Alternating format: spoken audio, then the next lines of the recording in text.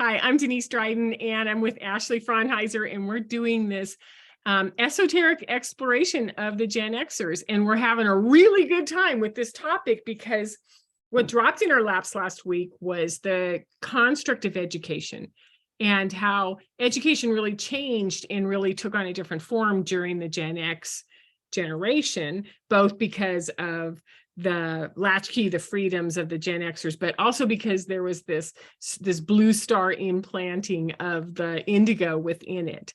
So what we're going to do today is we're going to explore this sort of renaissance of creativity.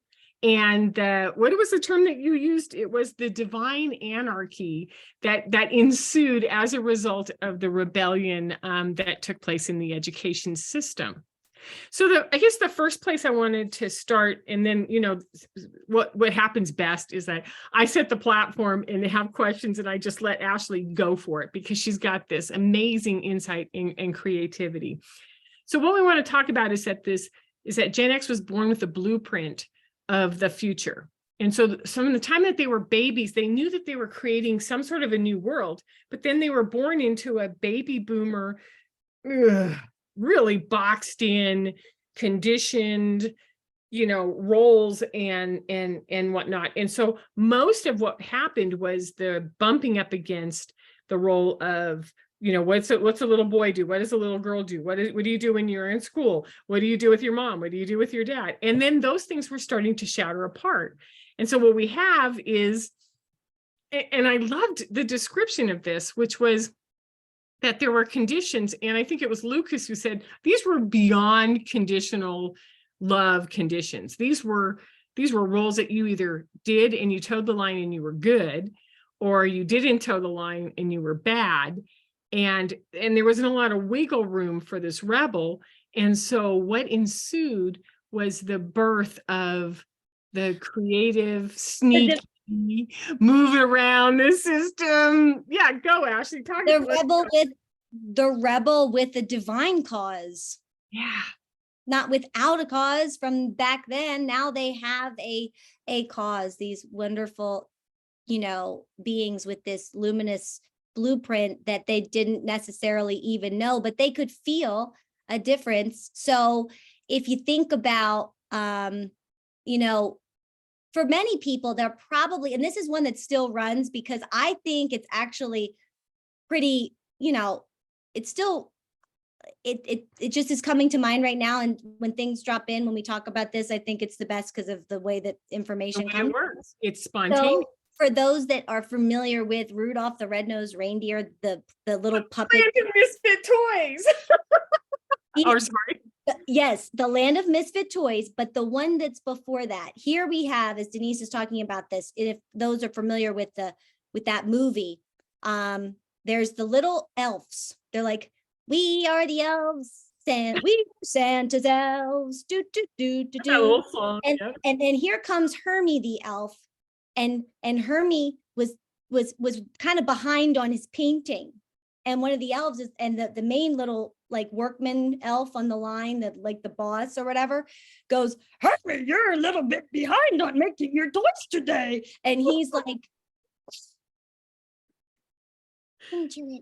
and he says, well, what would you like to do instead? And he's like, I want to be a dentist. And he goes, oh, Hermie, what? Yeah. A dentist? Hermie wants to be a dentist. Of any of it. Right. You can't be an elf and be a dentist. And yet, there it was. There goes Hermie the elf. And then there's Rudolph because he has a different nose color. Yeah, and with the whistle. March, march, march, jump, jump, jump. You didn't do it right. Do it again. And the abuse, the verbal abuse that these poor reindeer went under learning how to be a reindeer for Santa's sleigh. I love this analogy. I can't believe it just dropped in like that. Right, like that. So you got Hermie who doesn't want to make toys. The little elf is, what? Hermie doesn't like to make toys. And they're like, Hermie doesn't like to make toys. Hermie doesn't like to make toys. And then Hermie goes, why am I such a misfit? Oh, I'm just a misfit. And then he walks away with his book and he goes to march out to become a dentist. And he finds himself alone, meets up with Rudolph, You know, they find that guy floating around with his little thing, Yukon Cornelius, who's like, I'm Cornelius, and they oh, go to the land of misfit toys where they're all unusual and they don't fit in and they don't want to, and they're wrong or they're bad because they don't fit in. I love this analogy. and it is the one part of, I think, the magic of that season that was not, you know, faith-based, that was not, had nothing to do with anything except for bringing up a satire before this generation, because that was old. Obviously, that came out before Gen X. But what comes to mind with this thing is like, that rang true with Gen X. Like, I remember watching that so much, even me, like at the end, at the Zennial, like right at the cutoff there, I watched Rudolph all the time. My husband, who has two right in the middle of Gen X siblings, he's 1980, okay? But he grew up watching that too. And like the subtleties that was feeding along the way, because it was not about, like, it was like, it was mean to pick on Rudolph. They even wrote the whole song about the bullies on the playground. They're making fun of him. He doesn't know what to do. He leaves, he saves Christmas Town. He saves the whole thing. He's not the 8th reindeer. I think he's the 9th, right? Yeah. And he takes over because he's got the red nose and Because he's got the red nose, but he's the 9th. And he totally just X'd out the way it was. And now going into what we're talking about with education here, think about, you know, a bunch of these misfit toys all together, and they're the most fun to play with. They're the most fun to have the fun time parties with. Nobody, like, that's a party right there. That's the fun stuff, right? Even well, there's all these little wounds and these little like experiences that we share that we have in common, which is, I know all about that little story you said, and you're like my new best friend. And that was that sort of coming together. And the term that came up was conglomerate, this ability to sort of bring together an energy and make it whole, which is, this is who we are. We're going to break the rules. We're going to go around the rules. We're going to align with like-minded people who want to go up against teachers and bosses and parents, but not hurt them, but not go into hurt them, just around them. Think about it. Rudolph didn't hurt anybody. No. Right? The Muppets didn't hurt anybody. They made a complete mess of every episode they ever had, especially in the movies that they started making it, like, you know, around 75. You know, it was always a complete clusterfuck, but it was brilliant. The satirical aspects of all the characters brought in, and like how absurd things are. But at the same time, like, if they really needed to like get through, they'd bring Animal and they'd be like, woman, and he'd like break the door down and he'd be all over the place screaming. And you know, Fozzie would be like, oh, well, are we going to have to pay for that? Because does anybody have any money? And then like you'd have like Gonzo being shot through a cannon, just watching the show. But everybody was just like, wow, they really are doing this it's a little misshapen. It's a little bit wonky and wacky, and it gets your attention. And it also knows that it's never there's the word that pops into my mind. There's no Xing out of anybody. Okay. It wasn't to hurt people. It was to make room for new stuff, because this stuff this isn't working anymore with education. So especially with the education system, if you look at it as it exists today, and it's currently in such a place that, you know, we need some of that Gen X Muppet energy to come back in the fun aspects of it. You know what I mean? And to do it with fun, with playfulness, because part of what I talked about here in the Indigo assignment was that we're dismantlers. The Indigos are dismantlers, yet we're not destroyers. We don't hurt people. We don't, you know, destroy buildings, people, and places. What we do is we say no, and that dismantles naturally by not participating, by critiquing it, by going around it, improving something's better. So what happens is sort of like this creativity comes out of every single challenge, where there's now a new way to look at things, that this takes so much more, what's the word? It has so much more power, and it takes so much more attention. And then that which existed, that was conditional and stuck and rigid, just sort of falls away.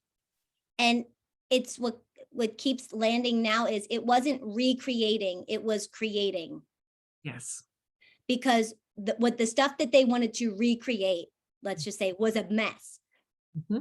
Remember when, I mean, a bunch of Gen X people and like some boomers too involved wanted to recreate Woodstock. That was talking about that. Yeah. Yeah. A mess. But Lilith Fair, good job, folks. Coachella, they really nailed it with that. That still goes, right? Because they instead of trying to recreate, they created. And they realized we can't make this happen again. So if you're looking to recreate something from your past, don't even bother. Don't do that. Take what you remember really having that passion and joy in and create something, okay? Because you can take a song that you loved. You're not going to recreate that song. You're going to be inspired by that song to bring in something new, okay? Something really fresh that's needed, that is not based on the past, but based on the feeling you get from it, and that creativity that is so powerful with this particular frequency that you're speaking of with the indigo Gen X, let's just say, middle of the way. And like looking back to 1975 to 1990, when a lot of these kids were teenagers, or young enough to remember watching shows or being participating. Like 10 through 20, that's that period of time when, we're influenced by television shows, by fashion, by music, by everything. And there's this liberation that happened, which is we know how to go around this system, and we know how to create something that's better on the other side. And so it was sort of like divinely walking out in all different directions from a very constant system that wasn't working. And so this is what happened through schools, through work.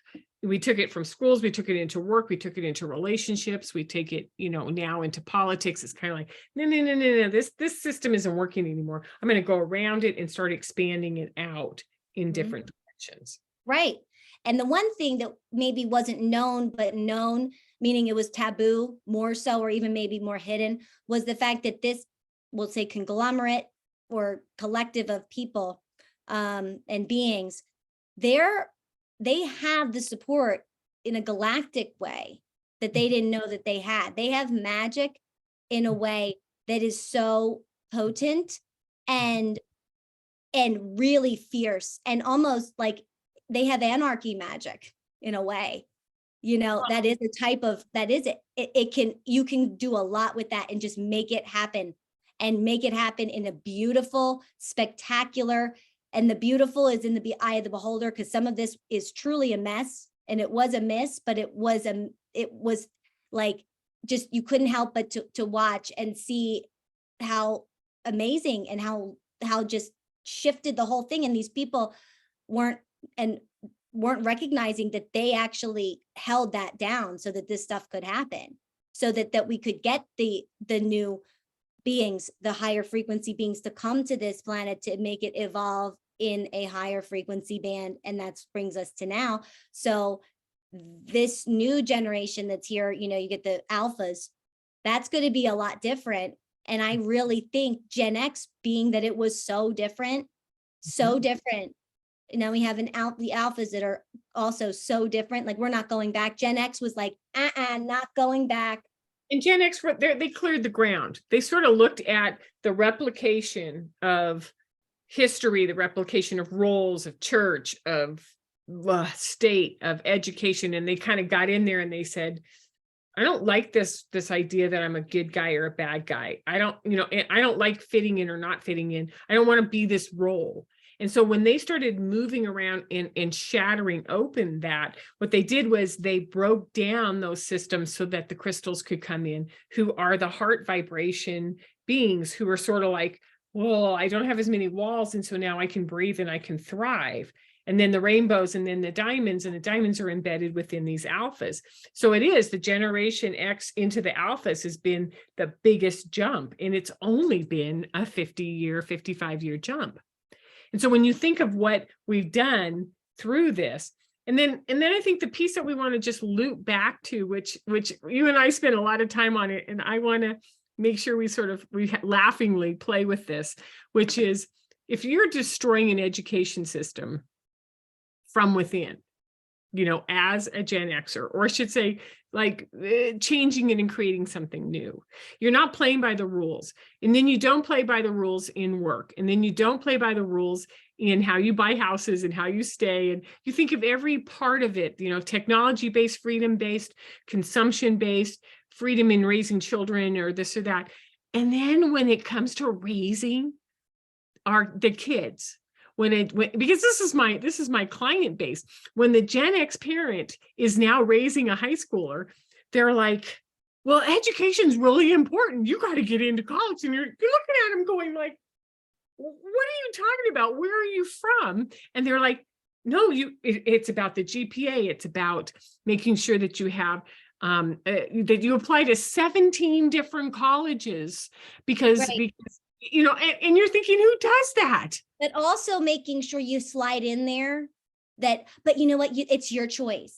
But it's your choice. If you want to take a gap year, it's your choice. But here's, if you do want to do this, which is really, that was what I did, or that's what so-and-so did, or I didn't get to, and I wish I had. So, but you're going to have to do. I really want you to have something I didn't have. You can try that. Yeah. Just kind of holding back with that. Okay. Oh, I don't think I'm going to go to college. Okay, well, have you at least go through the applications, because let's just, I'm not going to say no. And maybe it's vicarious living. And the term we came up is it's the compensatory parent, which was, I didn't really care about this stuff, but now that I'm a parent, I think I do. And so they reach back and they actually duplicate the freaking parents that they were rebelling against and bring it in and go, you need to do your homework, and you have to, and you can't go out. And they try to establish boundaries, like you can't go out until your homework's done. You can't use your phone until your homework's done. You can't use your computer, play games until your homework's done. And the kids are just like, yeah, no, I watch you break rules all over the place. I'm not doing that. Thank you, because it's taking that particular box. We'll say education here, since we're talking about it, education box, and you're trying to recreate it now. Stop. Just stop. Don't do it. Stop. What you want to do, teach them how to get outside the box and start being a rebel even more than you were. Exactly. And being an effective, really efficient, and, aware rebel. Let's have an aware rebel, that has awareness. Not a compensatory rebel or parent, but an aware, experienced, wise, what's the term, like a creative new structure rebel, which is, if you don't want to do that, what do you want to do? And, do you want to travel in Europe? Do you want to go get a trade for a while and sort of see what it's like to fix plumbing or do hair or do something? I don't care, because if you want to go to school, you can always go to school and figure out if that's what you want. But we have to take the box out of these, because I don't know where the box came in again, and it will be removed.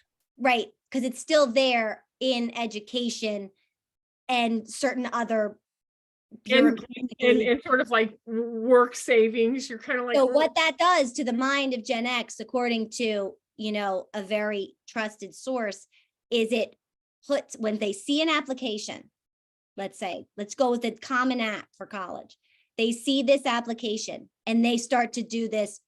Oh my gosh, so how many of so what activities do you have? Do you have activities? How many activities did you have? Okay, well, you started soccer when you were 4, and that's also, okay, so 4, you've been playing soccer for 16 years. And it's like, no, this person has been in soccer for 16 years, and you're not going to put they did dance for 5. Okay, that doesn't count. So what have we been doing in high school? You need to join some clubs. Haven't you joined any clubs yet?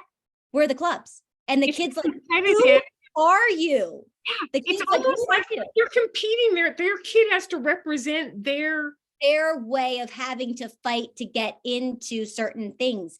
It's putting them back in that old conditioned box. And that doesn't need to happen because the kids are looking at the parents like they've completely like gone off. They're gone. We haven't demonstrated that one iota until it comes to junior, senior year of college, and it's time to start looking, or junior, senior year of high school, and it's time to start looking at colleges.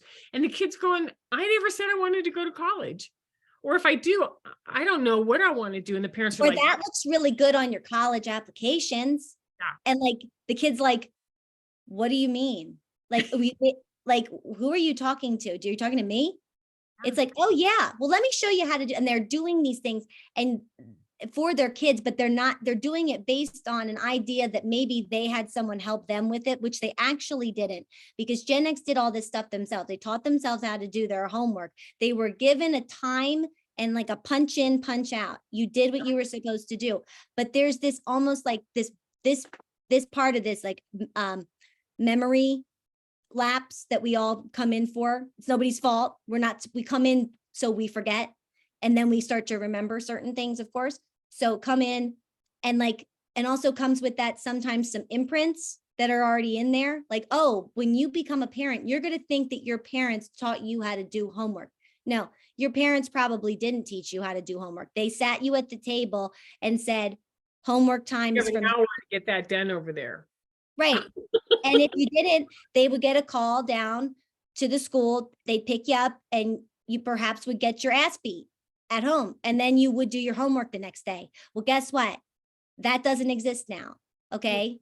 That way of allowance for things like that, like the corporal punishments that were allowed, that thank goodness is no longer something that's posed. You have kids that aren't afraid of you, Gen X. Congratulations. No, seriously, congratulations. You have developed a collaborative parent-child relationship until something happens where it triggers a representation. Like if my friends' kids are going to college, I want you to go to college. I don't know if it's competition. I don't know if it's comparison, but that phrase, like, I've just become my mother. We all say that that's never going to happen, but then we go back and pull something up and we bring it in that isn't working. So I guess the sole purpose of this conversation on education is that we as adult Gen Xers, as adult indigos, are saying, let go, drop the education ball and allow your child to create something bigger than you created. A pathway more free. Spike the education ball. Spike it.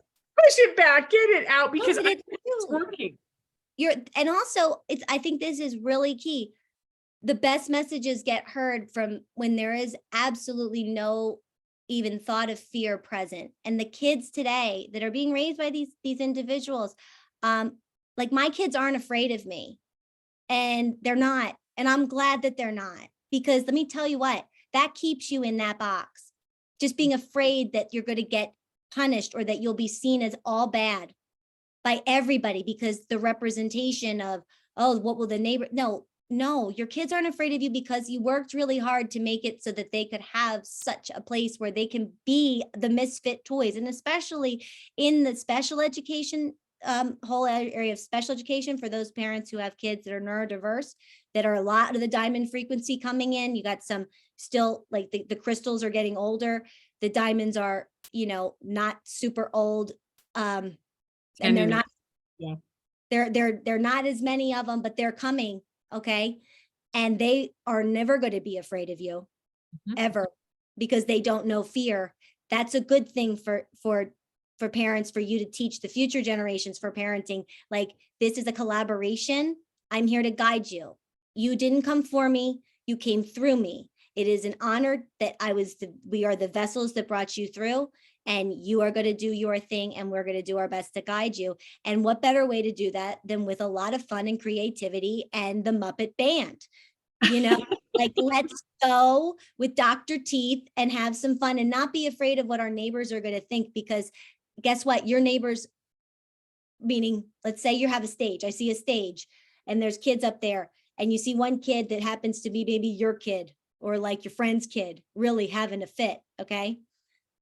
It's okay to be like, to run up to the stage and be like, yeah, let's go, and really make a fool out of yourself. But it's not making a fool out of yourself. You're showing them it's okay to move in their body, to land in their body, to be cool, like in their embodiment, to bring themselves in and not stray away and not detach, and really become one as much as possible with the capacity that they have, because you guys did that by jumping up and down all together, having fun together, watching films and creating these, amazing festivals and series and movements, essentially. Like, look at MTV. I mean, there'd be no reality television without it. Okay. What do we live on? I mean, I'm a big Housewives junkie, I admit it, and I love it so much, just because it's almost like punching up. My friend Shelly, who was on, and she'll come back again, we call it punching up because they're so silly, and it's like whatever. And but we wouldn't have that if it wasn't for like and watching people and watching what people are doing. That's a great thing that Gen X is great at, and having fun and not taking yourself so seriously. So and bringing creativity and love and joy into the creativity, or into the process of daily life, into parenting, into growth, into future direction. I love it. So one thing that you can finish out with is that really be able to bring this in, Gen X parents, okay? There is a magic that lies within all of you at the center of your heart, and feel what it feels like to feel that is crystal clear. What is it like to have a crystal clear heart center that just glimmers and glows in a way that just expands, and not just expands, but refracts and just bounces light in every direction?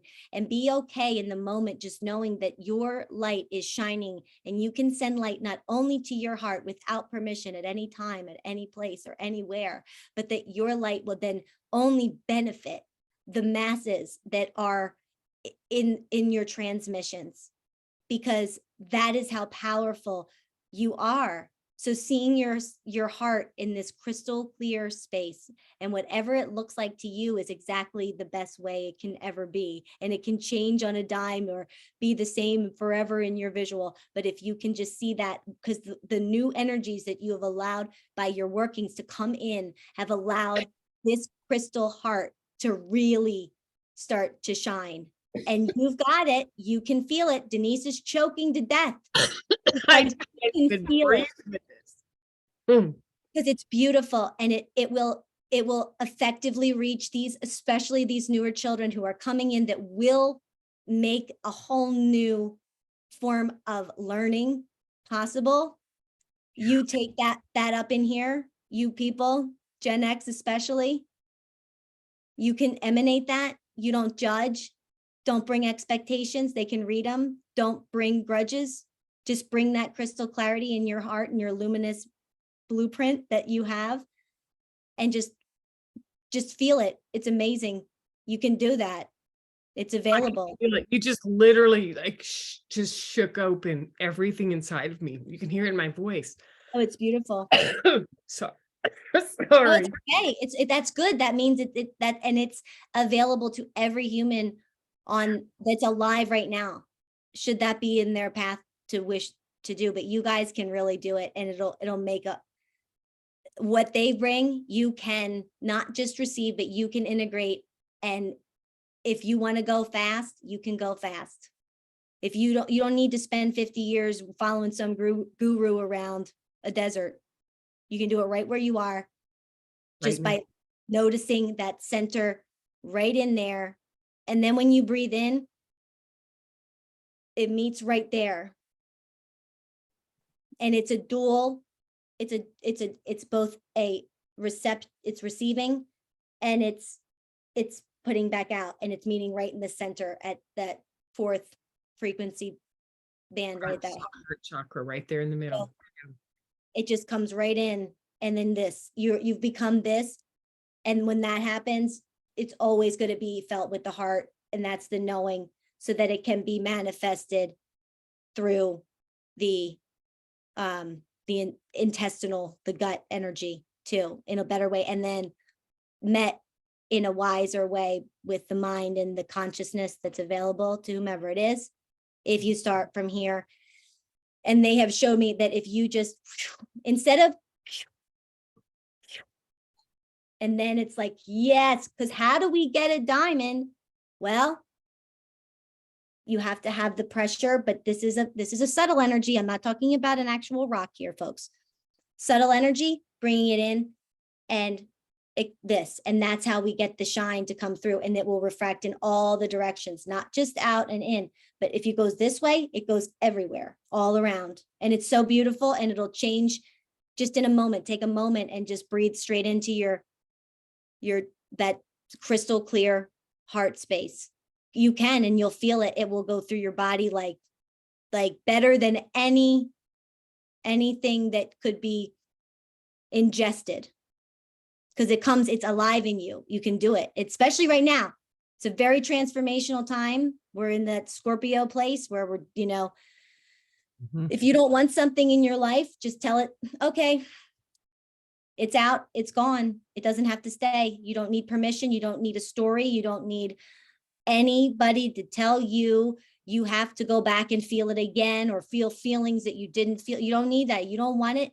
Make an intention. You guys are great manifestors. This especially that indigo frequency, wow, they've been doing it like forever. And then all these kids, this is the stuff that as parents, you guys are the leaders of these other, you're paving the way so that these guys have places to go.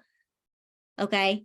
And it's fun, and it's supposed to be fun because there's so much fun. You get to well, and it has been fun throughout outside of the fact that there's been challenges. Yes. There's also been an enormous amount of fun and playfulness and joy. And I think that is the part that I would say has been inspiring. And I'm thankful to the Gen X for bringing this creative, fun, playful way of doing life to the surface. And now what I understand happened with my body, and with what Ashley just said, is expanding it and continually expanding that, and having the courage to trust that that's why you're here, is to expand this and to bring it forth and give it to your kids and give it to your grandkids as they age, and do all of that. However you wish, that feels the best for you. There is no one way. You made that very clear. There is not just one way. It is wonderful. Congratulations. Divine Anarchy in every direction. And that's Divine Anarchy, folks, in a nutshell. Thank you so much, Denise. Thank you. And Ashley, you're amazing. As are you. Ditto. I wouldn't be as amazing as I am had you not shown me my magnificence as I now see it. So, I think it's just an honor to be able to do this with you. I love talking about this topic, and I'm really thrilled that you tuned in. And make sure you subscribe or like, because we try to do these every week, and kids sometimes get in the way, and birthdays and all sorts of stuff, but we just keep chipping away at it. So like and subscribe, and we will see you next time. Thank you so much. Bye-bye.